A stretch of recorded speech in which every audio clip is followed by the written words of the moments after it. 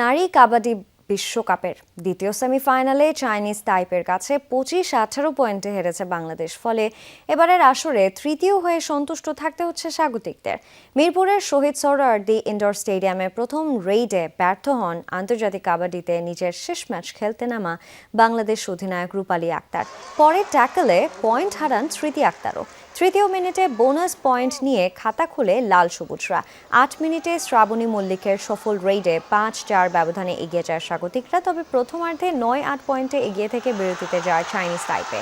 দ্বিতীয়ার্ধে আক্রমণের ধার বাড়িয়ে 10-8 পয়েন্টে এগিয়ে যায় বাংলাদেশ। চাইনিজ তাইপেও পাল্টা আক্রমণে ফেরে সমতায়। দ্বিতীয়ার্ধের 5 মিনিটে লাল সবুজদের অল আউট করে 15-12 পয়েন্টে এগিয়ে যায় তারা। বাকি সময়ে দাপট ধরে রেখে 25-18 পয়েন্টে জয় তুলে নেয় চাইনিজ তাইপে। সোমবারের ফাইনালে তাদের প্রতিপক্ষ ভারত।